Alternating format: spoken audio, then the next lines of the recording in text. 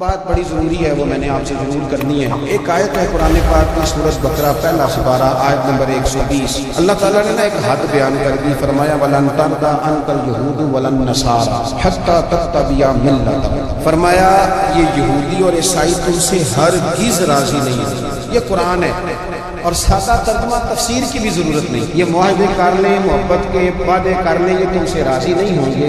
کب راضی ہوں گے؟ حتیٰ تتبع ملتہم، یہاں تک کہ تم ان کے دین کی پیروی کرنے لگ جاؤ۔ میرا جب پہلی دفعہ پاسپورٹ بنا میں نے سارا پڑھا، کتابیں پڑھنے کا شوق تھا شروع سے۔ اس کے ہر صفحے پہ لکھا ہے کہ سوائے اسرائیل کے، یعنی آپ پوری دنیا میں یہ سبز ہلالی پاسپورٹ لے کے جا سکتے ہیں، خبردار اسرائیل آپ یہ پاسپورٹ لے کے نہیں جا سکتے۔ یعنی اتنی نفرت کسی ملک سے کہ اس پر لکھ کے چھاپ دیا ہر صفحے پر کہ یہ پاسپورٹ سوائے اسرائیل کے ہر ملک کے لیے کارآمد ہے۔ میرا سوال ہے عرب کے ان لیڈروں سے جنہوں نے اسرائیل کے ساتھ معاہدہ کیا، مجھے بتاؤ تمہیں فلسطین کی بیٹیاں بھول گئی نا ساری کی ساری؟ تمہیں وہ ماں بھول گئی نا جو مسجد اقصیٰ کے دروازے پہ کھڑی ہو کے چیخیں مارتی تھی اور کہتی تھی کوئی علی کو خبر کرو کہ میری بچیاں قید میں؟ بھول گئی؟ تمہیں وہ بہن بھول گئی نا جس پر شراب کی بوتل انڈیلتے تھے اسرائیل کے فوجی؟ وہ آپ کو ابھی بھی ویڈیو مل جائے گی۔ وہ انڈیلتے تھے شراب کی بوتل، اسے پکڑتے تھے، دست درازی کرتے تھے، اور وہ بیٹی کہتی تھی یا رحمت اللہ۔ بھول گیا تمہیں وہ سارا کچھ؟ تم نے ایک منٹ لگایا، اب تم معاہدہ کس سے کروا رہے ہو؟ امریکہ کے صدر سے؟ اتنا ظلم کیا تم نے، اتنا قاتل کے ساتھ معاہدہ؟ کیا سمجھتے ہو فلسطین والوں کا کوئی والی وارث نہیں؟ سنو، میرے رسول کریم صلی اللہ علیہ وسلم نے فرمایا میرا کوئی مالدار امتی دنیا سے چلا جائے، پیسے جائیدادیں چھوڑ کے، نبی پاک صلی اللہ علیہ وسلم نے فرمایا مسلمان ایک جسد واحد کی طرح، ایک جسم کی طرح، ایک حصہ تکلیف میں ہو تو دوسرا اس کی درد محسوس کرتا ہے۔ انسان کے وجود کے اندر سب سے قیمتی اس کا دماغ ہوتا ہے، اسی سے سوچتا ہے، اسی سے وہ عمل کرتا ہے، اسی سے منصوبہ بندی کرتا ہے، اسی سے وہ مومن ہوتا ہے، اسی سے معاذ اللہ کافر ہوتا ہے۔ اور وجود کے اندر جس کو درجے کے لحاظ سے بولنے میں بعض اوقات کم درجہ سمجھا جاتا ہے وہ پیر ہوتے ہیں۔ اور تو میری ٹھوکر کے بھی قابل نہیں، میں تجھے جوتے کی نوک پہ، پیر کی نوک پہ بھی نہیں سمجھتا۔ ہم یہ کہتے ہیں محاورتاً کہ تو پیروں کے قابل بھی نہیں، یعنی سب سے اعلیٰ درجہ دماغ کو دیا، دل کو دیا، اور سب سے ہلکا درجہ پاؤں کو دیا۔ لیکن مجھے بتلائیے گا اگر کبھی پاؤں کی سب سے چھوٹی انگلی چھنگلیا چیچی اس پہ اگر کبھی زخم لگ جائے، جسم کا سب سے اعلیٰ حصہ دماغ ہے، دماغ نے کبھی یہ کہا کہ چھوڑو یہ تو سب سے نچلا درجہ ہے، نہیں جانا ڈاکٹر کے پاس، اتنا ٹائم کہاں ہے، رہنے دو، چھوٹی سی تو انگلی ہے، خیر ہے؟ ایسا کبھی ہوا ہے؟ دماغ فوراً کہتا ہے کہ باقی کام بعد میں کریں گے، پہلے ڈاکٹر کا پتہ کرو، اس کو مرہم پٹی کراؤ، کیونکہ اسے پتہ ہے کہ اگر یہاں درد رہی تو باقی جسم میں بھی درد رہے گی۔ اور یہ بھی پتہ ہے دماغ کو کہ اگر میں نے یہاں علاج نہ کرایا انگلی کا تو کہیں پیر بھی سارا زخمی نہ ہو جائے، اور اگر پیر کا علاج نہ کرایا تو ٹانگیں اور باقی وجود تک بھی زخم نہ آ جائے۔ لہذا دماغ جلدی فیصلہ کرتا ہے، ٹیسٹ کرانے کا، چیک اپ کرانے کا، دوائی لینے کا، مرہم پٹی کا۔ اور میرے بھائی مسلمان ایک وجود کی طرح ہے، یہ تو ہو سکتا ہے کچھ مسلمان ملک غریب ہوں اور کچھ کے پاس تیل کے کنویں ہوں، کچھ کے پاس سونے کے پہاڑ ہوں، یہ تو ہو سکتا ہے کہ بعض اوقات یہ وہ سمجھ لیں کہ ہمارا درجے کے ہیں، لیکن یہ یاد رکھیں اگر ایک جسم کی طرح ہیں، سوچتے ہیں اور ہیں، کیونکہ نبی پاک نے فرمایا ہے اگر اس طرح سوچتے ہیں، پھر میرا خیال ہے کہ جس طرح تیل کے کنویں والے کو اپنی درد ہوتی ہے نا، سونے کے پہاڑوں والے ملک کو جس طرح اپنی درد ہوتی ہے نا، اس طرح اسے کسی کو بیکارت کی نظر سے دیکھنا نہیں چاہیے، چونکہ جسد واحد ہے۔ اور جسد واحد میں اگر کوئی درجہ بڑا بھی رکھتا ہو کہ جناب ہمارے پاس ایک بڑی جگہ ہے، متبرک جگہ ہے، ہم بڑے ہیں، تو آپ بڑے ہیں، لیکن بڑا دماغ ہی یہ فیصلہ کرتا ہے کہ بھئی وہ چھوٹا سا پیر کا حصہ زخمی ہے، جلدی کرو علاج کراؤ۔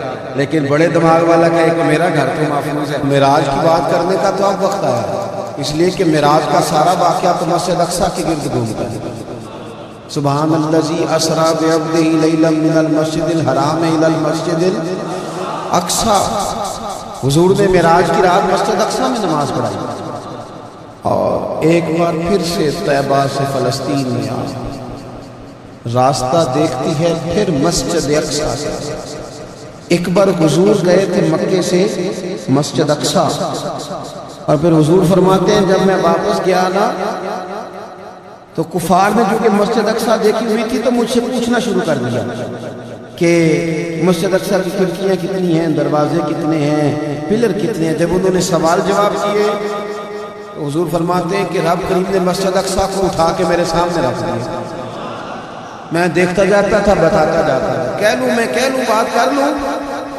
ایک دفعہ حضور مکے سے مسجد اقصیٰ آئے، اور ایک دفعہ مسجد اقصیٰ میرے نبی کی زیارت کے لیے مکے گئے، حضور کی زیارت کے لیے مکہ شریف گئے۔ او میرے نبی تو صرف اسی چیز کی طرف ایک دفعہ دیکھ لیں تو وہاں رحمت کے پھول کھلتے ہیں۔ مسجد اقصیٰ کی طرف منہ کر کے 17 مہینے میرے نبی نے نماز پڑھی ہے۔ مسلمانوں پتہ ہی کوئی نہیں، ہماری خبریں ہی اور ہیں، ہمارا درد ہی اور ہے، ہمیں پتہ ہی نہیں بم کہاں برستا، ہمیں یہ خبر ہی نہیں۔ اور میں اس دور میں تقریریں کر رہا ہوں جہاں سوتوں کو جگانا نہیں پڑتا، جاگتوں کو جگانا پڑتا، سیانے لوگوں کو سمجھانا ہمارے ذمہ لگتا، کیا کریں، اس قوم کو سکھانا پڑتا ہے جسے پتہ سارا ہے، لیکن جان پوچھ کے آنکھیں ہماری بانی۔ یہ مولوی کو بات کرتا تو لوگ کہتے دیکھو مولوی گالی دیتا ہے، لیکن اگر قائد اعظم محمد علی جناح کہے کہ اسرائیل امریکہ کی ناجائز اولاد ہے تو پھر تو تمہیں ہضم کر لینا چاہیے، پھر تو لیبرل کو بھی ہضم ہونا چاہیے نا کہ قائد اعظم نے کہا ہے۔ اور اس ناجائز بچے کو اتنی طاقتیں دے دی کہ وہ مسلمانوں کے قبلہ اول میں نماز پڑھنے والوں کو بھی نہ بچے۔ کہاں گئی تمہاری وہ انسانی حقوق کی بڑی بڑی تنظیمیں، کدھر گئی؟ اور میرا پاکستانی میڈیا سے بھی سوال ہے، چند دن پہلے سیالکوٹ میں ایک واقعہ ہوا، ناانصافی ہو گئی جی، ناانصافی ہو گئی جی ایک بی بی کے ساتھ، ہر بندے نے شور مچایا، بڑے بڑے طوفان اٹھتے ہیں، کیوں ہوا جی کیوں ہوا؟ مسجد اقصیٰ کی توہین ہو گئی تو پھر طوفان کیوں نہیں اٹھا؟ ٹاک شو کیوں نہیں ہوئے؟ ویسے کیوں نہیں ہوئی؟ میں اس موم بتی مافیا کا کیا کروں؟ ان لیبرل لوگوں کا کیا کروں؟ ان کے سپورٹروں ووٹروں کا کیا کروں؟ ان سیاسی جماعتوں کے کارکنوں کو کیا نام دوں کہ جو ان فضول پیسوں میں تو وقت ضائع کرتے ہیں، اور وہ مسجد اقصیٰ جس کے بارے میں میرے نبی پاک صلی اللہ علیہ وسلم سے ایک صحابیہ نے پوچھا تھا، یا رسول اللہ مسجد اقصیٰ میں نماز پڑھنا کتنا کو بہتر ہے باقی نمازوں کے مقابلے میں؟ تو حضور نے فرمایا 1000 گنا بہتر ہے۔ بی بی عرض کرنے لگی سونیا میں جا تو نہیں سکتی، دل بڑا کرتا ہے۔ حضور نے فرمایا جا نہیں سکتی تو وہاں تیل ہی بھجوا دے، جس میں حاضری لگوانے کی حضور بات کریں کس مسجد سے؟ اور نبی پاک علیہ السلام نے فرمایا خاص کر کے سفر کرنا ہوا تو 3 مسجدوں کے لیے کرنا، ایک مسجد حرام بیت اللہ کے لیے، ایک مسجد نبی کے لیے، اور تیسرا مسجد اقصیٰ کے لیے۔ بیت المقدس مسجد اقصیٰ معمولی جگہ نہیں، حضور نے فرمایا 3 سفر کرو تو سمجھنا ہم عبادت کر رہے ہیں۔ کون کون سے؟ فرمایا اگر بیت اللہ جاؤ تو عبادت سمجھ کے جانا، مسجد نبی کی طرف جاؤ تو عبادت ہے، اور مسجد اقصیٰ کی طرف جاؤ تو یہ بھی عبادت ہے۔ اور فرمایا مسجد اقصیٰ میں جس نے ایک نماز پڑھی اسے 25,000 نمازوں کا ثواب ملے گا۔ اور میرے رسول پاک نے یہ وہ مسجد ہے جس کے ساتھ معراج شریف جڑا ہوا ہے۔ قرآن پاک نے کہا کہ اس مسجد میں سبحان اللہ یا سلام علیہ لیلا من المسجد الحرام الی المسجد الاقصیٰ۔ مسلمانوں قرآن کہتا ہے کہ تمہارے معراج کی شان رسول پاک کی مسجد اقصیٰ سے جڑی ہے۔ جس محبوب کو رب معراج کرائے تو مسجد اقصیٰ میں لا کے کرائے، وہ جگہ معمولی جگہ ہے، وہ معمولی جگہ ہے مسجد اقصیٰ۔ نبی پاک نے وہاں نبیوں کی امامت کرائی، 17 مہینے اس مسجد کی طرف منہ کر کے تیرے اور میرے رسول نے نمازیں پڑھی۔ چھوٹی جگہ ہے اور پوری دنیا کا مسلمان اسے چاہیے شرم سے گڑ جائے۔ ایک امریکہ کا صدر بول کے کہتا ہے کہ اسرائیل کو اجازت ہے اسے دارالحکومت بنائے، اور مسلمان حکمران بیان دے رہے ہیں ظالموں لٹیروں تم اپنی اپنی سیاستیں چمکانے کے لیے پہلے ایک دوسرے کو گالیاں دیتے ہو، پھر اکٹھے بیٹھ جاتے ہو نمبرنگ کرنے کے لیے۔ تم دین کے اس مسئلے میں سارے اکٹھے کیوں نہیں بیٹھے؟ سارے پاکستان کے سیاستدانوں کو، علماء اور مشائخ کو چاہیے تھا ایک پیج پہ اکٹھے ہوتے، اکٹھے بیٹھ کے ایک بیان ہی دے لیتے، ایک بات ہی کر دیتے. پھر میرا سلوٹ ہے ترکی کے صدر کو، پھر میرا سلوٹ ہے ترکی کے صدر کو. اس نے بہت عرصہ پہلے کہا تھا مسجد اقصیٰ میری خواب میں آئی تھی اور رو کے کہتی تھی آئے مجھے کوئی صلاح الدین ایوبی کا ماننے، کوئی آئے مجھے بچائے. کہتے میری خواب میں آئی تھی اور روتی تھی، کہتی تھی کوئی آئے. اور ایک شاعر نے کہا ہے مسجد اقصیٰ نبی پاک کو بھی بلاتی ہے، کہتی ہے ایک بار پھر طیبہ فلسطین میں آ، راستہ دیکھتی ہے پھر مسجد اقصیٰ تیرا، ایک بار پھر سے طیبہ سے فلسطین میں آ، راستہ دیکھتی ہے پھر مسجد اقصیٰ تیرا. کوئی بولا ہے اتنا مقدس مقام، چھوٹے چھوٹے بیانوں کہیں اکٹھے ہو جاؤ، میں بتاتا ہوں تمہیں مسئلے کا حل کیا. میں بتاتا ہوں دو کام کرو. ایک کام وہ کرو جو حضرت سلمان فارسی نے کیا تھا، سنو سنو حل سنو مسئلے کا. میں چھوٹا آدمی ہوں پر حل سنو مسئلے کا. زندگی میں ایک کام مسلمان کر لے، جٹ بن کے، بھٹ بن کے، رائی بن کے، پاکستانی، مصری، سعودی بن کے بڑا ڈی لیا. ایک کام وہ کرے جو حضرت سلمان نے کیا تھا. جب ایک کافر نے پوچھا آپ کا نام کیا ہے تو فرمایا میرا نام اسلام ہے. بولیے سارے میرا نام. کہا تمہارے باپ کا نام؟ فرمایا اسلام. دادا کا نام؟ کا اسلام. پردادا کا نام؟ بازو تیرا توحید کی قوت سے کمی ہے، اسلام تیرا دیش ہے سو مصطفی ہے. ایک کام وہ کرو جو حضرت سلمان نے کیا تھا. کافر جب پوچھے دیکھو ہم سارے اسلام ہیں، ہم سارے کیا ہیں؟ ہم پہلے مسلمان ہیں، باقی بعد میں کچھ اور چیز. دوسرا کام وہ کرو جو حضرت امیر معاویہ نے کیا تھا. سن لو یہ حال ہے اس مسئلے کا. سنو حضرت مولا علی شیر خدا رضی اللہ تعالیٰ عنہ اور جناب امیر معاویہ کی جنگ ہو رہی تھی، لڑائیاں ہو رہی تھی، اختلافات تھے، فوجیں بیٹھی تھی. حضرت مولا علی اور جناب امیر معاویہ کی جنگ ہو رہی تھی. تو روم کے بادشاہ نے، عیسائی بادشاہ نے حضرت علی کو خط لکھا کہ میں تیرے اوپر حملہ کرنے والا ہوں. خط لکھا نا حضرت علی کو، تو جواب حضرت امیر معاویہ نے دیا. چاہیے تھا نا مولا علی جواب دیتے. حضرت امیر معاویہ بولے اور بول کے کہنے لگے اور روم کے کتے ہم گھر میں جتنا مرضی لڑے، یہ نہ سمجھنا تو علی پہ حملہ کرے گا تو میں تماشا دیکھوں گا. فرمایا تو علی پہ حملہ کر تو صحیح، علی سپہ سالار ہوگا اور امیر معاویہ اس کا سپاہی ہوگا. گھر میں جتنا مرضی لڑے پر رسول اللہ کے نام پہ ہم اکٹھے ہو جایا کرتے ہیں. یہ رسول اللہ کا دین ہے، اس پہ ہم اکٹھے ہیں، یکجان ہیں. فرمایا علی سپہ سالار ہوگا اور امیر معاویہ سپاہی ہوگا. اکٹھے نکلیں گے اور کفر کو بتائیں گے کہ اگر تم مسلمانوں کی طرف دیکھو گے پھر ہم یکجان ہیں. پھر ہم بولیے پھر ہم گنبد خضرا کے سائے تلے ایک ہیں، ایک ہیں، ایک پھر اور ایک رہیں گے. اس لیے یہ دو کام اگر مسلمان کرے، دو کام ٹھیک ہے، اختلاف ہو گئے، بڑا کچھ ہو گیا، لیکن ان سے کہیں کہ جب تم آؤ گے تو پھر ہمیں علیحدہ علیحدہ نہیں پاؤ گے، پھر ہمیں تم اکٹھے پاؤ گے، اکٹھے میدان میں نکلیں گے. اور کوئی اتنی لمبی چوڑی بات نہیں، میں کیا کروں، میرا تو آئیڈیل بنتا جا رہا ہوتا ہے. بندگان عجیب بات ہے نا کہ اس کے پاس ایسی طاقت آپ سے کمزور ہے، آپ کی تگڑی ہے. اس کے پاس جو فوجی طاقتیں ہیں وہ اپنی جگہ پر آپ کی فوجی طاقتوں کا لوہا مانتی ہے دنیا. لیکن پھر مجھے کہنے دو نا، میدان میں بندہ ایٹمی طاقت سے نہیں لڑتا، ایمان کی قوت سے لڑتا ہے.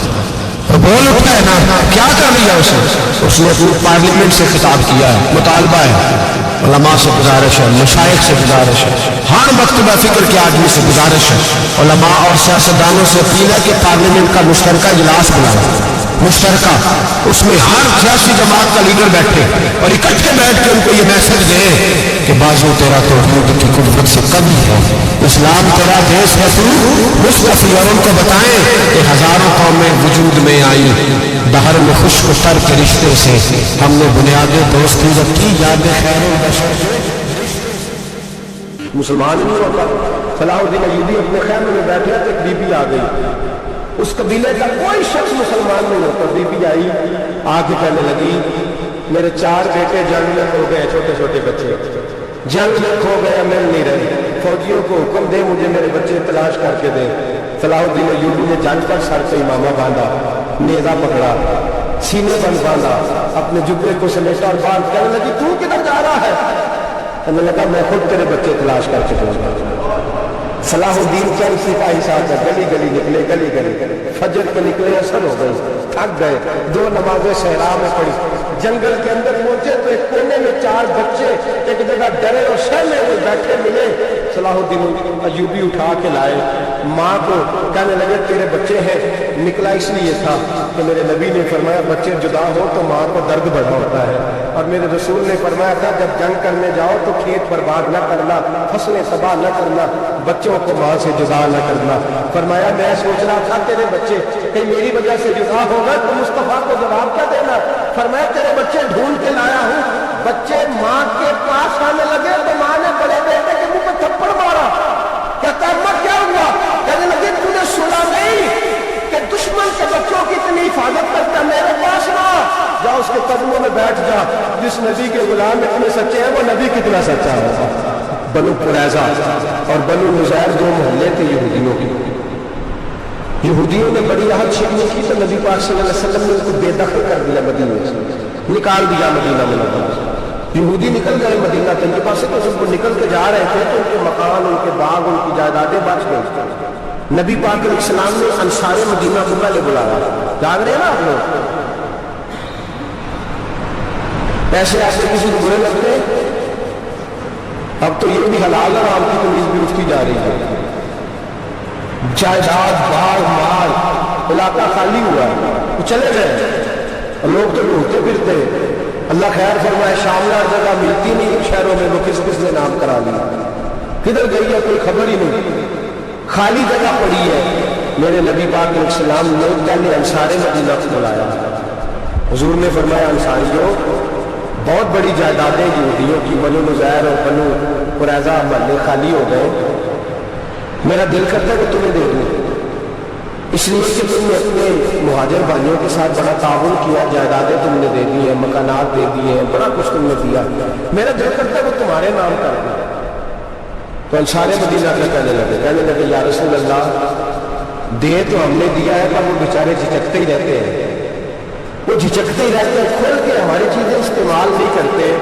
تو حضور ہم تو پہلے انصار ہیں، ہمارے پاس بڑا کچھ ہے، آپ مہربانی فرمائیں وہ سارا کچھ مہاجروں کو دے دیں مہاجرین کو، ہمیں نہیں چاہیے۔ اب چلے گئے بات کر کے، میرے حبیب پاک نے مہاجروں کو بلا لیا، فرمایا بنو نذیر اور بنو قریظہ قبیلے کی جائیدادیں آئی ہیں، تمہارے پاس بظاہر جو چیزیں ہیں وہ بھی انصار مدینہ کی ہیں، تو میرا یہ خیال ہے کہ وہ سارا کچھ تمہیں دے دیا جائے۔ ابو بکر صدیق رضی اللہ تعالیٰ عنہ کہنے لگے یا رسول اللہ صلی اللہ علیہ وسلم ہمارے انصار بھائیوں نے ہمارے لیے دل تک کھول دیے ہیں، حضور انہوں نے ہر چیز بانٹ کے ہمارے سامنے رکھ دی ہے، ہم اتنے خرد غرض ہیں کہ سارا کچھ لپیٹ جائے۔ تب حضور ہمارے پاس جو مکان ہے وہ ہے، ہم کاروبار کر رہے ہیں، تجارتیں کر رہے ہیں، مزدوریاں کر رہے ہیں، ہم انشاءاللہ اور بنا دیں گے، آپ یہ ہماری طرف سے ہمارے انصار بھائیوں کو گفٹ کر دیں، آپ انہیں دے دیں۔ میرے حبیب کی آنکھوں میں آنسو آ گئے، میرے نبی پاک علیہ السلام رو پڑے، یا رسول اللہ کیوں روتے ہیں؟ فرمایا تمہارا یہ بھائی چارہ قائم رہا تو اللہ اسلام کو بڑی قوتیں عطا فرمائے گا، اللہ طاقتیں دے گا اسلام کو، اگر تمہارا یہ رنگ قائم رہا، یہ انداز، میرے غلاموں تمہارے یہ طور طریقے کہ بھائی کہتا ہے دوسرے کو، دوسرا کہتا ہے تیسرے کو۔ مسلمانوں کی ایک تعداد لڑتے لڑتے لڑتے لڑتے دور چلے گئی، تاتاریوں نے قید کر لیا، 4 مسلمان تھے، تبلیغ کرنے گئے، جنگ کرنے گئے، جہاد کرتے کرتے کافروں سے لڑتے لڑتے تاتاری قوم میں چلے گئے، وہاں قید کر لیے گئے تو سزائے موت کا حکم ہوا، 4 بزرگ تھے، سزائے موت کا حکم ہوا تو تاتاری بادشاہ جو تھا وہ بڑا خلاف تھا، بڑا سخت مخالف تھا مسلمانوں کا، اس نے کہا کہ ان کو جب پھانسی دینا تو مسلمانوں کو تو میرے سامنے دینا۔ اب 4 عالم ہیں، 4 صوفی ہیں، سفید داڑیاں، سر پہ امامے، پھانسی کا وقت آیا تو جو پھانسی گھاٹ ہے وہ ایک ہے، چاروں کو کٹھے پھانسی نہیں ہو سکتی، ایک کو کہا کہ ایک ایک کر کے ان کو پھانسی دو۔ جب پھانسی کا وقت آیا نا تو جو سب سے پیچھے صوفی تھے وہ دوڑ کے آگے آئے، کہنے لگے بادشاہ پہلی باری میری لگا پہلی۔ اب بادشاہ نے کہا ٹھیک ہے اسے لٹکا دو، وہ قریب آئے تو دوسرے دوڑ آئے، کہنے لگے نہیں نہیں پہلی باری میں نے زیادہ کافر قتل کیے، میرا بڑا جرم ہے، مجھے پہلے سزا دو۔ उनको फांसी देने लगे तो तीसरे आ गए, कहने लगे नहीं ये तो मेरा कत्ल करता था, रास्ते मैं बताया था, ढूंढ के मैं बतलाता था कि यहाँ ज्यादा तादाद है, मुझे पहले फांसी दो। तीसरे के साथ बात हो रही थी तो चौथा दौरा आया, कहने लगा ये रास्ते बताता था, ये तबलीग करता था, ये सारा कुछ करता था, लेकिन कहा ये कहते थे चलो वापस चलते हैं, मैं जाने नहीं देता था, मैं कहता था और काफिर मार लो और इलाके पता कर ले, मेरा जुर्म बड़ा है, मुझे पहले फांसी दो। बादशाह कहने लगा मुझे 35 साल हो गए हुकूमत करते, बड़ी दुनिया को फांसी दी है, लोग तो एक दूसरे को धक्के देते हैं कि पहले तू जा पहले तू जा, और तुम कैसी कौम हो कि एक दूसरे पे कुर्बान हो रहे हो। कहने लगा तुम एक बाप की औलाद हो, जान रहे आप लोग, तातारी बादशाह काफी बादशाह इस्लाम की मुखालफत कर दे, एक बाप की औलाद होता नहीं, एक कबीले के रहने वाले होता नहीं, एक मुल्क के रहने वाले हो नहीं। उसने कहा रिश्ता क्या है तुम्हारा, रिश्ता क्या है? तो बोल के कहने लगे खुदा एक है नबी एक है, खुदा एक है और नबी मुल्तान एक है, इस कौम की नुकसान भी एक ही सबका नबी, अल्लाह भी, कुरान भी एक, क्या ही अच्छा था होते अगर मुसलमान भी एक, यूं सैयद भी हो, मिर्जा भी हो, अफगान भी हो, तुम सभी कुछ हो बताओ कि मुसलमान भी हो। फरमाया हमारा अल्लाह एक है, नबी एक है, तो कहा फिर एक दूसरे में जान क्यों देते हो? फरमाया हमारे नबी ने हमें भाई भाई बना दिया है, भाई का दिल नहीं करता उसकी आंखों के सामने भाई चला जाए, हमारा दिल नहीं करता पहले मुझे दे पहले मुझे दे। बादशाह कहने लगा तुम्हारा जज्बा मुझे मुतासर कर गया, जाओ मैं तुम चारों को आजाद करता हूं, तुम्हें आजाद करता हूं। मेरे दोस्तों ये रंग था, देखे ना, ये इस धरती ने निजाम देखा है ना, इस फलक ने पहली बार देखा, इस जमीन ने पहली बार, मेरे हिसाब फरमाया करते थे जमीन तड़प के हुई, उसने पहली दफा देखा। ओहद का मैदान है, 3 सिराबा तपती हुई जमीन पे जख्मों से चूर चूर पड़े हैं। हजरत अंस बिन नजर रज़ी अल्लाह तआला अन्हु पानी का प्याला लेके पहुंचे, एक जख्मी से कहा तुझे पानी पिलाना है, तो कहने लगा मेरे जख्म थोड़े हैं, मुझे सांस पड़ा उसके जख्म गहरे हैं, पहले उसे पानी पिला दे, या उसे दे दे। उसके पास पहुंचे तो वो कहने लगा वो मुझसे पहले गिरा था, उसका जख्म ज्यादा गहरा है, उसे पानी पिला। तीसरे के पास गए तो कहने लगा चौथा तड़प ज्यादा रहा है, उसकी उम्र ज्यादा है, मैं तो जवान बर्दाश्त कर लूं, बुढ़ापे की वजह से निढाल हो गया, पहले उसे पानी पिला। चौथा कहने लगा पांचवें के पास जा, पांचवा कहने लगा छठे के पास जा। हज़रत अंस बिन नज़र कहते मैं रो पड़ा, मैंने कहा मोहम्मद के गुलाम रसूल ने तुम्हें कैसा जज्बा दे दिया है, जुबाने प्यास से बाहर है लेकिन तुम्हारी हुकूमत मरते दम तक कायम है। कहते मैं 7वें के पास गया तो कहने लगा अगर 6 कुर्बानी दे सकते हैं तो मुझे खुद गर्ज न समझ, मैंने नहीं पानी पीना, जा पहले के पास ले जा। कहते मैं पहले के पास आया तो रूह परवाज कर गई, दूसरे के पास आया तो रूह परवाज कर गई, मैं 7वें तक आया तो इंतकाल कर गए।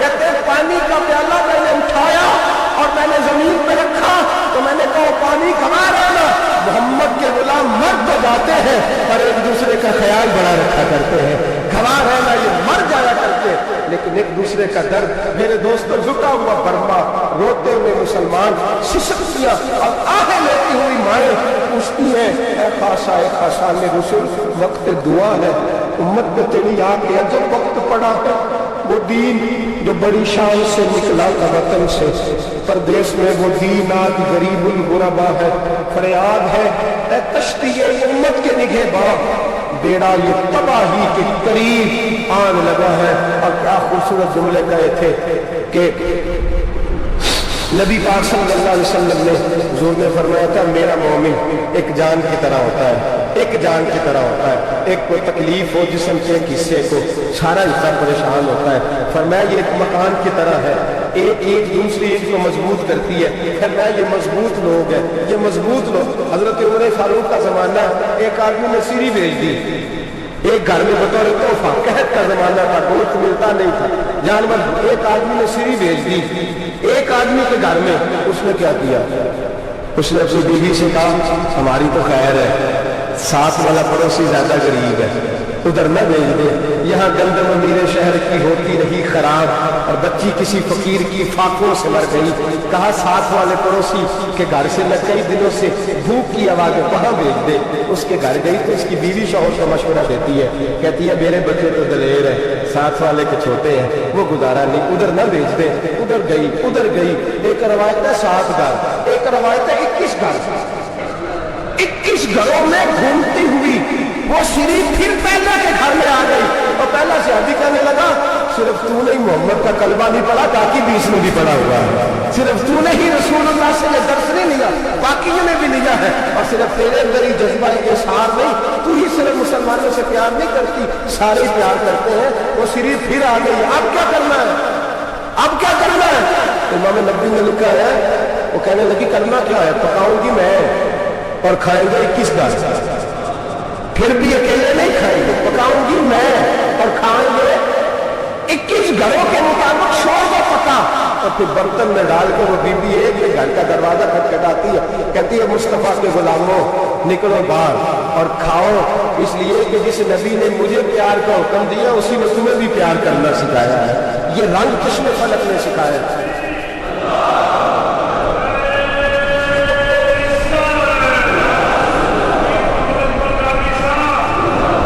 بڑی مہربانی, زندہ باد وہی ہے جس کو اللہ رسول زندہ باد فرمائے. بڑی مہربانی, اللہ جزا دے. عرض یہ کرنے جا رہا تھا کہ رسول کریم صلی اللہ علیہ وسلم نے پیغام دیا امت کو. فرمایا دیکھیں نا کتنے بڑے لفظ ہیں.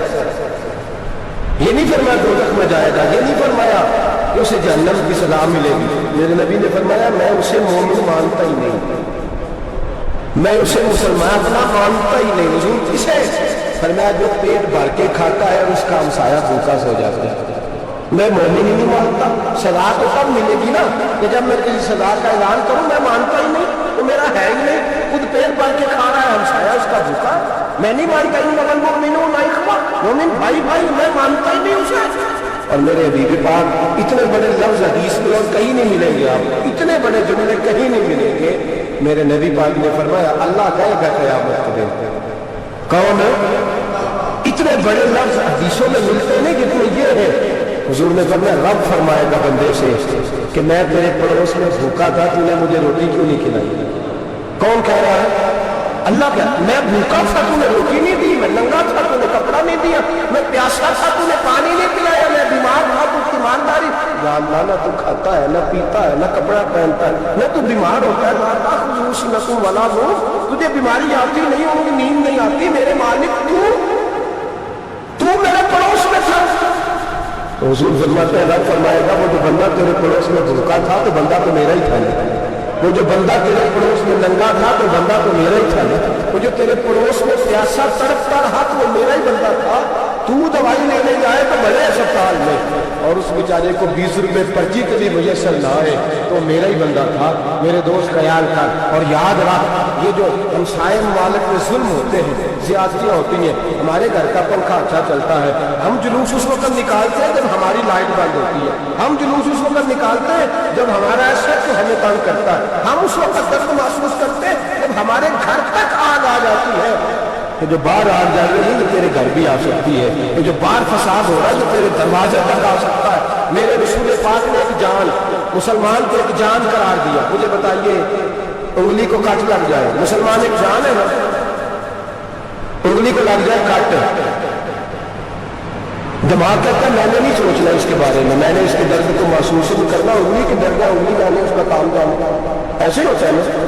بولے پیروں سے کہتے ہیں, انگلی کہتی ہے چاہے ڈاکٹر کے پاس, پیر کہتے ہیں نہیں میں نے نہیں جانا. انگلی کا کام ہے انگلی جائے, ایسے ہی ہے نا. دل سے کہتے ہیں تو تڑپ تھوڑا سا, انگلی کو درد ہے کہ تم میں کو تڑپو, انگلی کا ماما انگلی جانے اس کا کام جانے. ٹیلی فون کرنا ہے ڈاکٹر صاحب کا پتہ کرنا ہے, دکان کہتے ہیں میں نے نہیں بات سنی ڈاکٹر صاحب کی, زبان کہتے ہیں میں نے نہیں بولنا, انگلی جانے. ایسا ہوتا ہے. پیر احتجاج کرتے کہ میں نے ڈاکٹر کے پاس گیا, کچھ چکر کھاتا پھروں ڈاکٹر کی دکان کی, انگلی کو درد ہے انگلی جانے. ایسا ہوتا ہے بھائی. میرے رسول پاک نے فرمایا مسلمان ایک جان ہے. تو درد برما کے مسلمانوں کو ہو رہا ہے تو پاکستانی کہہ رہے ہیں کوئی بات نہیں, وہ جانے ان کا کام جانے. ایک جان ہے نا, درد ہونا چاہیے, تکلیف ہونا چاہیے. پھٹے پہ باتیں ہوتی ہیں اس موضوع پہ, شاملی پہ گفتگو ہوئی ہے اس موضوع پہ. آپ کی صوبائی شادی اس موضوع پہ بولی؟ آپ کے کون سے اس موضوع پہ بولے؟ ہم تو اپنی اپنی سیاست اپنے تماشے اپنے چکروں میں لگے ہوئے. وہ دریا کے اندر سسکتے مسلمان، بنگالی کہتے ہیں ہمارے نہیں، برمی کہتے ہیں ہمارے نہیں، پاکستانی کہتے ہیں ہمارے نہیں، ترکی کہتے ہیں وہ کس کے ہیں؟ وہ کس کے ہیں؟ وہ اللہ کے بندے ہیں، محمد عربی کے غلام ہیں صلی اللہ علیہ وسلم. میرے دوستو، کیا ہمیں کیا غرض ہے؟ وہ جانے ان کا کام جانے. یہ جب تیرے پیروں تک آگ آئے گی پھر تجھے پتہ چلے گا یہ بڑی سخت آگ ہے. آج جس کافر نے برما پر عرصہ دراز تنگ کیا، مسلمان تھوڑے تھوڑے مفاد لینے کی خاطر نا بنو عباس اور بنو امیہ کی جنگ چل رہی تھی. بنو عباس جو تھے وہ غالب آ گئے، بنو امیہ جو تھے ان کی حکومت ختم ہو گئی. تو عیسائیوں نے بنو امیہ سے کہا کہ ہم تمہارے ساتھ تعاون کرتے ہیں، ہم تمہارے ساتھ تعاون کرتے ہیں اور بنو عباس میں غلبہ پا کے تمہیں حکومت دلاتے ہیں. بنو امیہ بڑی جدوجہد کر رہے تھے بادشاہی کے لیے، لیکن انہوں نے کہا کہ ہم لڑ رہے ہیں، کوشش کر رہے ہیں، لیکن ہمیں کسی کافر کی مدد کی ضرورت نہیں. ہم جتنا مرضی لڑیں لیکن کافروں کے ہاتھوں بنو عباس کو مروانے کو ہم تیار نہیں. میں خبردار، تمہارا آپس کا معاملہ ہم خود نمٹ لیں گے، تمہیں اجازت نہیں دیتے تم اندر کودو اور کود کر کے تم فسادات پیدا کرو اور مسلمانوں کے اندر تقسیم کرو. میرے دوستوں، مسلمان کو سوچنا چاہیے، سوچ بڑی رکھنی چاہیے. گھر کی جنگ سے نکل آ، اب بہو ساس کی جھگڑے سے باہر آ جا، اب محلے کی سیاست چھوڑ کے باہر کا سوچ. اب اسلام کو تیری حاجت ہے. اب پوری دنیا جب مسلمان کو دیکھے نا، فیس بک یوز ہوتی ہے، اس پہ نوجوان جب اسلام کی بات کرنے لگے گا، اس پر جب بڑا اسلام کی بات کرنے لگے گا، پوری دنیا میں پیغام جائے گا کہ مسلمان اب جاگنے لگا ہے، مسلم خابیدہ بیدار ہونے لگا ہے، اب اس کی آنکھیں کھلنے لگی ہے، اب یہ اپنے مذہب کی بات کرتا ہے، اب یہ اپنے ملک سے، صوبے سے، برادری سے نکل کر بولتا ہے. اب یہ کہتا ہے کہ بازو تیرا توحید کی قوت سے کبھی ہے، اسلام تیرا دیش ہے، تو مستقبی ہے. اب یہ بڑی سوچ رکھتا ہے، اب یہ عالمی بات کرتا ہے. میرے دوستو، ہمارا تو حال یہ ہے، امام اعظم ابو حنیفہ کا فتویٰ ہے، آپ فرماتے ہیں جو مولوی عالمی حالات سے باخبر نہ ہو، وہ جمعے کی تقریر نہ کرے، وہ مسلمانوں کی رہنمائی نہیں کر سکتا. عالمی حالات سے وہ خبردار نہ ہو.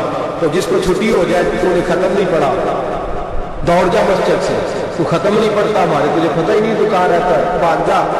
وہ عالمی حالات میں بات کرے گا، اس بیچارے کو پتا میری سویرے چھٹی ہو جائے گی. سیاست کا لفظ چھیڑا نہیں تو میں گیا نہیں. یاد رکھے، وہ جو بیداری ہے، وہ جو اعلیٰ ذرفی ہے، وہ جو بڑی سوچ ہے، وہ جو ملت کی سوچ ہے، وہ جو قومیت کی سوچ ہے، وہ جو آگے بڑھنے کا زاویہ، وہ تو اندر اخبار کرتے گلا تو گھونٹ دیا اہل مدرسہ نے تیرا، گلا تو گھونٹ دیا اہل مدرسہ نے تیرا. تجھے تو مدرسے والوں نے پلیٹ پکڑا دیا کہ جا سویرے لنگر اکٹھا کر کے لا اور دوپہر کو روٹیاں مانگ کے لا اور دیکھ آج مرا دور ہے، ختم کس کا پڑھنا ہے. تو گلا تو گھونٹ دیا اہل مدرسہ نے تیرا. اب کہاں سے آئے گی صدا لا الہ الا اللہ؟ تو گھونٹ دیا تیرا گلا، تو کیسے بڑی بات کرے گا؟ بڑی بات کے لیے بڑی سوچ چاہیے، بڑی توجہ چاہیے، بڑی کوشش چاہیے، بڑا حوصلہ چاہیے. مسلمان چھوٹی چھوٹی لڑائی میں، چھوٹی چھوٹی جنگ میں، ایک دکاندار دوسرے دکاندار سے لڑ رہا ہے، گلی والا دوسری گلی والی سے لڑ رہا ہے، محلے والا محلوں پہ اعتراض، ایک شہر میں رہنے والے میں نے دوسرے محلے پہ اعتراض کرتے دیکھے. یقین کریں، ایک شہر میں رہنے والے، علاقے میں بسنے والے کہتے ہیں بھائی توبہ ہے اس محلے کو کہ اللہ ہی بچائے. لا حول ولا قوت. وہ جو تقسیم در تقسیم کی سوچ ہے، اس نے چھوٹے چھوٹے ٹکڑوں میں مسلمانوں کو بانٹ دیا ہے. چھوٹی چھوٹی تقسیم ہے، چھوٹا چھوٹا ہمارا مزاج ہے، چھوٹی سوچ ہے. بڑی سوچ کی بات سنیے. صلاح الدین ایوبی جاگ رہے نا ہم لوگ، اس آخر حضرت صاحب ایڈی وڈی گل چھیڑ چڑی ہے، یہ مطلب ہی کوئی کنے برما جانا ہے تو کنے مدد کرنی ہے. میں تو بڑی فریضہ سر انجام دے رہا ہوں. میرے نبی نے فرمایا برائی کو یا ہاتھ سے بدل، ہاتھ سے نہیں بدل سکتا تو زبان سے تو بول جاؤ. تو میں معذور ہوں، کمزور آدمی ہوں، ہاتھ سے بدلنے کی طاقت نہیں رکھتا، تو دوسرے درجے پہ تو مجھے عمل کرنے دو.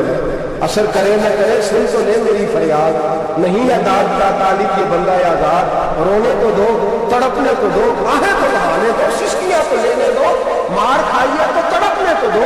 وہ قرآن پاک برما میں پابندی لگی ہے تو میں یہاں سوچنے لگا ہوں کہ وہاں تو پابندی لگی ہے، یہاں پہلے لوگ کوئی نہیں پڑے. معاذ اللہ تعالیٰ حالات دن بہ دن مسلمانوں کے لیے ایک ایک کر کے.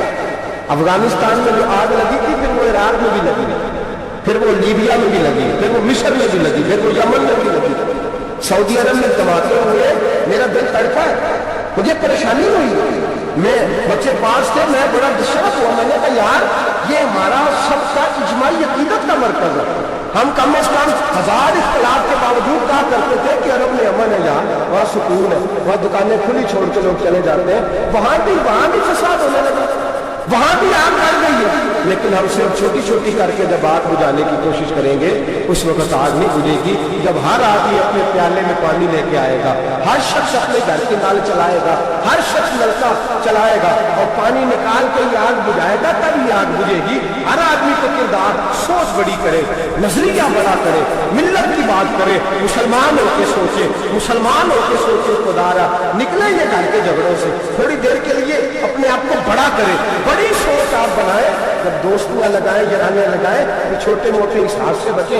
बाबा बुल्ले शाह साहब फरमाते कोरे वर्ग की किताब नहीं होंगे, कोरे वर्ग की किताब नहीं होंगे, पत्थर दिल गुलाब नहीं होंगे, और बुल्ले यारी सोच के लाई यारा नाल हिसाब नहीं होंगे। फिर जरा निकले इस हिसाब किताब से बात, बुल्ले यारी सोच के लाई यारा नाल हिसाब नहीं होंगे। फिर जरा बड़ा ज़ेल करे, छोड़े अपने हिसाब से, शुरू नालान कुछ वला नबलुकुम बिशैइन मिनल खौफ वल जूअ व नक्सिन मिनल अमवाल वल अनफुस वस्समरात। फिर हिसाब किताब से निकले, फिर इमाम अली मकाम की तरह ये सोच बनाए कि हुसैन के बच्चे चले जाए तो कोई हर्ज नहीं, उम्मत पर आंच नहीं आनी चाहिए। एक इमाम अली मकाम, कल तक इमाम मैदान में खड़े थे तो अकेले थे, लेकिन आज पूरी दुनिया कहती है हुसैन हमारा है, हुसैन हमारा। आज नजरिया इमाम अली मकाम जिंदा है, तो अकेला तो खड़ा हो, ये ना कहा था छोटी सी मस्जिद है, एक कोना लकड़ का मौलाना तकरीर कर रहे हैं तो क्या बनेगा, एक आवाज कहीं से गूंजा करती है, फिर उसमें तासीर मेरा अल्लाह पैदा फरमा दिया करता है, फिर उसके अंदर कुव्वत मेरा रब पैदा फरमा दिया करता है, फिर अल्लाह उसमें तासीर पैदा करके 4 बाग आलम में फैला दिया करता है। सलाहुद्दीन अय्यूबी, मुसलमानों पर जुल्म हुआ, फलस्तीन में आग लगी और पूरे फलस्तीन की गलियां खून से भर गई। एक दिन के अंदर 70,000 मुसलमान कत्ल हुआ। घोड़ों से सड़कों से चला नहीं जाता था, घोड़े फिसलते, इतना खून था, और कच्ची सड़कें थी, इतना खून था, पहले कच्ची जमीन में खून पिया, फिर खून उससे बाहर आया, फिर भी इतना 70,000 आदमी कत्ल हुआ। सलाहुद्दीन अय्यूबी कौन थे? मेरे गौसे आजम जिलानी के मदरसे के तालिब इल्म थे। जामिया निजामिया मदरसा, ये मदरसे हैं जिन्होंने दीन के मुजाहिद पैदा किए, मदारस है जिन्होंने दीन के मुजाहिद पैदा करके पूरी दुनिया के अंदर फैलाए हैं।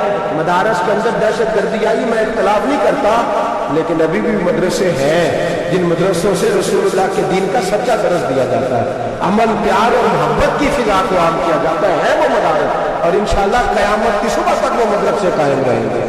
सलाहुद्दीन अय्यूबी मदरसे के तालिब इल्म है, मदरसे का, लेकिन मदरसा उसका था जो साथ दरवेश भी था, जो साथ अल्लाह रसूल के अहकामात मोहब्बत के साथ खिलाने वाले गौसे आजम जिलानी का मदरसा था, उस मदरसे का पढ़ने वाला तालिब इल्म। देखे ना, इल्म दीन शहीद कौन था? नाते पढ़ने वाला था, खत्म दिलाने वाला था। अहमद चूल्हा शहीद कौन था?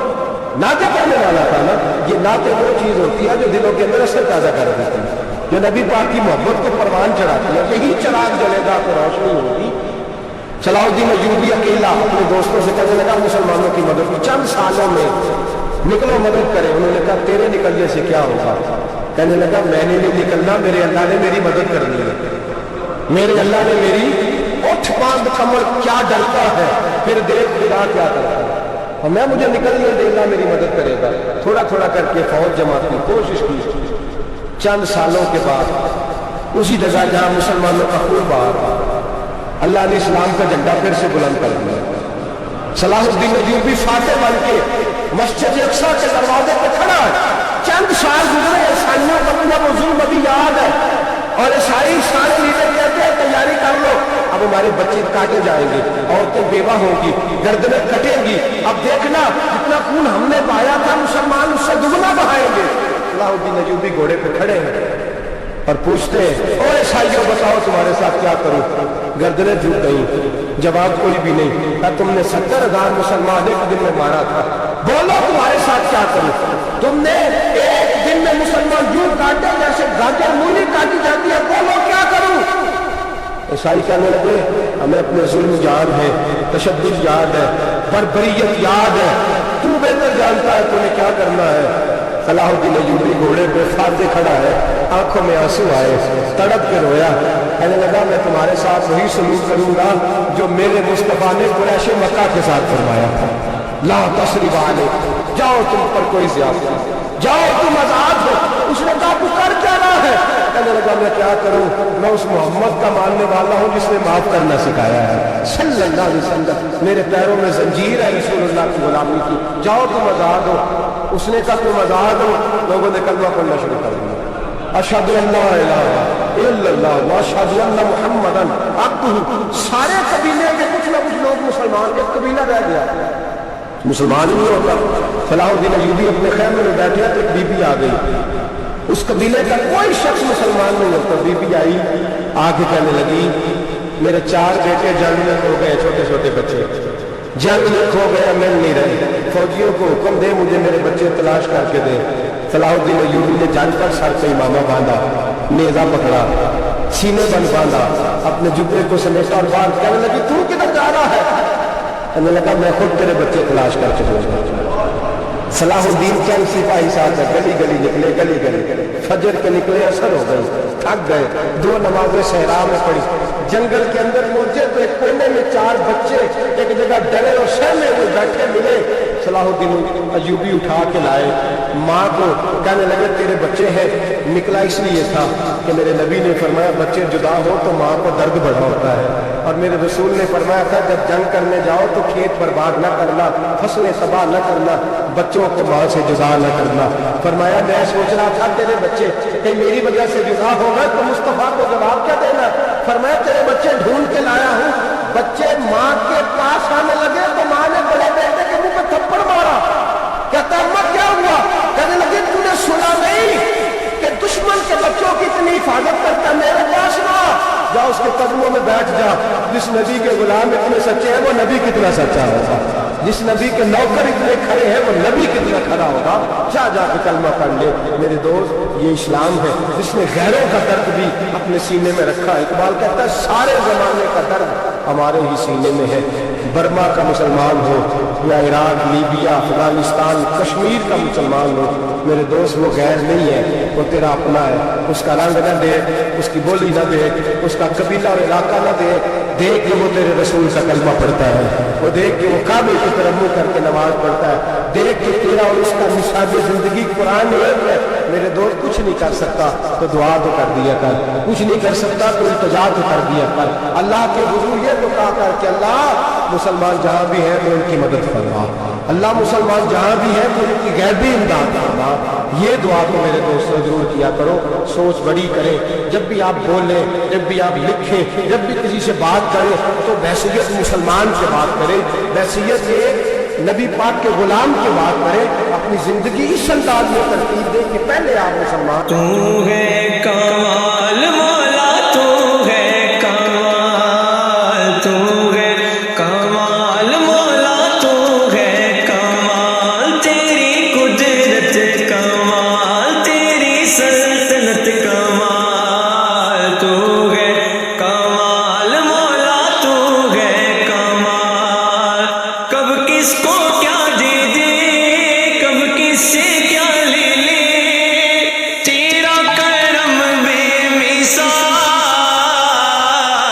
تو ہے کمال مولا، تو ہے کمال، تو ہے کمال مولا، تو ہے کمال، تن میں تو ہے، من میں تو ہے، روح کے اندر تو ہے، آس ہے تیری، پیاس ہے تیری، عشق سمندر تو ہے سائی، تو ہی میرا سچا سائی، تو ہے میں تیرا بندہ، تو ہی میرا مولا سائی، تو ہی میرا مولا سائی۔